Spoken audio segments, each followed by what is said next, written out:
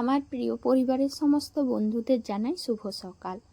যে বা যারা যেখান থেকে ভিডিওটা দেখছো, নিশ্চয়ই তোমরা ভালো আছো। আগামী দিনেও ভালো থেকো, সুস্থ থেকো। তোমাদের ভালোবাসা ও আশীর্বাদে আমি ও আমার পরিবারের সবাই খুব ভালো আছি। ভিডিও শুরু করার আগেই বড়দের জানাই প্রণাম, আর ছোটদের জন্য রইল অনেক ভালোবাসা। এখন ঘুম থেকে উঠে গিয়েছি। আর জানোই তো তোমরা যে ঘুম থেকে উঠে গেলে প্রথমে তো বিছানাটা তুলতেই হবে। তো প্রথমে বিছানাটা আগে তুলে দিচ্ছি, যেহেতু ঠান্ডা পড়েছে। আর এখন না এমন ঠান্ডা পড়েছে যে খুব মোটা জিনিসও গায়ে দেওয়া যাবে না, সেই জন্য তিনজনের তিনটে কাঁথা রেখেছি।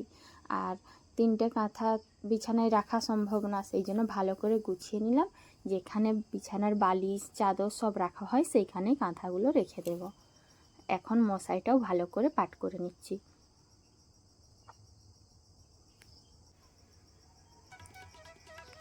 আচ্ছা বন্ধুরা, তোমাদের কোনখানে বাড়ি আর কোথায় কীরকম ঠান্ডা পড়েছে অবশ্যই কিন্তু আমাকে জানিও। আমাদের এখানে অল্প ঠান্ডা পড়েছে, খুব বেশি ঠান্ডা পড়েনি। তবে গ্রাম জায়গা তো, অন্যান্য জায়গার থেকে এখানে একটু তাড়াতাড়ি বেশি ঠান্ডা পড়ে। মানে অন্য বছর তো দেখেছি যে আমাদের এখানের থেকে যেগুলো শহরের জায়গা, সেই সব জায়গাগুলো একটু পরেই ঠান্ডা পড়ে। আর ঠান্ডা পড়লেও অতটা ঠান্ডা থাকে না। আমাদের গ্রামে কিন্তু প্রচুর ঠান্ডা হয়। দেখো, তোমাদের সাথে গল্প করতে করতে আমার বিছানাটাও ভালো করে গুছিয়ে নেওয়া হলো। আর এখন চাদরটাও পেতে দিলাম। মোটামুটি এখন ঘরের বিছানাটা গোছ করে নিয়েছি, মানে প্রায় সব অনেকটাই কাজ এগিয়ে গেছে।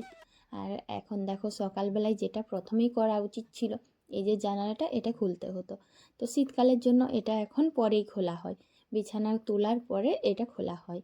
আর এটাও এখন খুলে দিচ্ছি জানালাটা। আর আমাদের জানালাগুলো, মানে আমাদের বাড়িটা না অনেক আগের, মানে পূর্বপুরুষ অনেক আগের বড় পূর্বপুরুষদের, তো সেই জন্য আগেকার ডিজাইন। আর জানালাটা খুলতে গেলে একটু নিচের থেকে ভালো করে ঠেলে দিতে হয়, তাহলে জানালাটা খোলা যায়।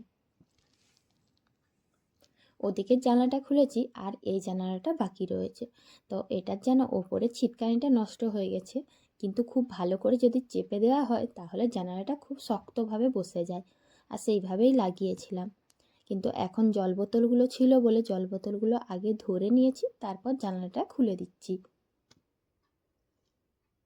আর ভুল করে কি করলাম বলো তো, যে বোতলগুলো জল ছিল সেই বোতলগুলোও নিয়ে যাচ্ছিলাম। এখন মনে পড়লো যে না না না, জল বোতলে তো জল রয়েছে, তো সেই জল বোতলগুলো রেখে দিলাম আর খালিগুলো নিয়ে এসেছি। এই যে জামা কাপড়গুলো দেখলে আমার হাতে ছিল, এগুলো বাইরে মেলবো। দেখো কত রোদ এসেছে। শীতকালে যেমন ঠান্ডা, সেরকম শীতকালে অনেক তাড়াতাড়ি রোদও দেখা যায়। আর রোদটা বেশ তীব্র রোদ আছে, মানে গায়ে লাগছে। আর ওই যে জামা কাপড়গুলো দেখলে, ওইগুলো কালকে কেচেছিলাম, কিন্তু ভালো করে শুকনো হয়নি, একটু বেলাতে কেচেছিলাম, তাই ওইগুলো এখন রোদে দিয়ে দেব।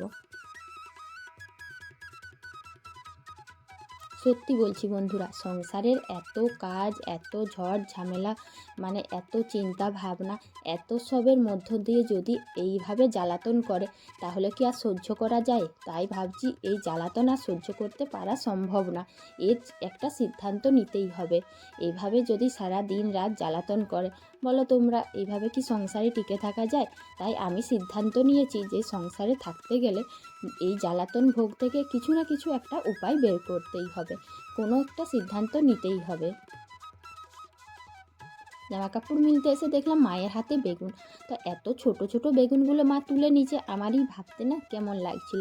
তারপর মা পুরো ঘটনাটা বললেন যে প্রচুর হনুমান এসেছে, এইদিকে সেই দিকে সব গাছে হনুমান ঝোলাঝুলি করছে। আর হনুমানগুলো যাতে না খায় বেগুন, সেই জন্য ছোট ছোট বেগুনগুলো মা তুলে নিয়ে বাড়ি যাচ্ছেন।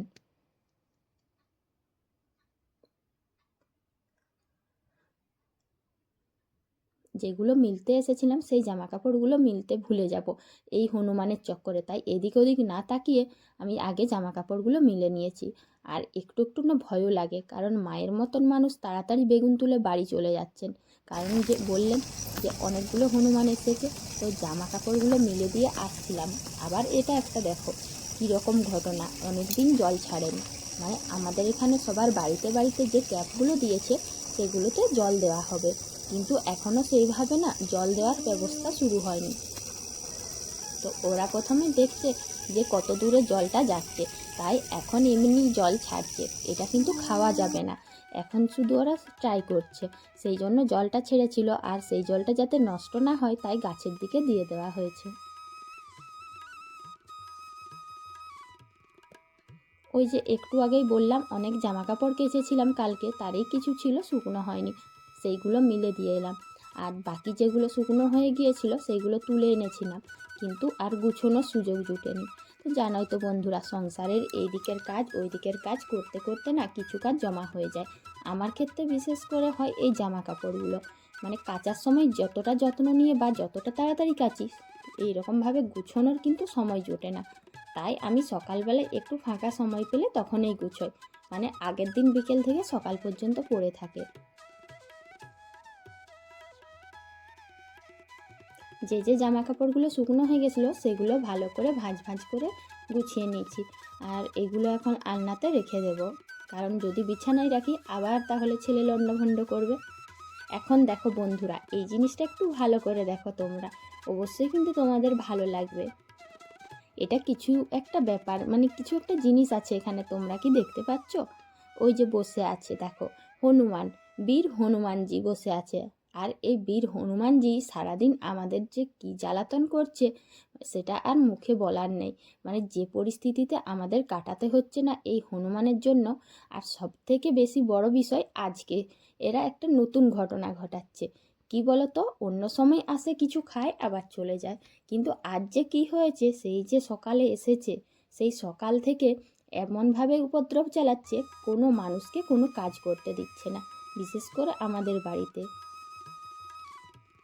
জানো তো বন্ধুরা, এক দল হনুমান এসেছে, আর একদল হনুমান এসে আমাদের টিনের মধ্যে ঝাঁপাচ্ছে, বা এই দিক থেকে ওই দিক গাছের মধ্যে এটা খাচ্ছে ওটা খাচ্ছে, মানে এমন সব করছে না, মানে ওদের দিকেই তাকিয়ে থাকতে হচ্ছে, ওদের ভয়ে না পুরো জড়সড়ো হয়ে যাচ্ছি, কোনো কাজও হচ্ছে না।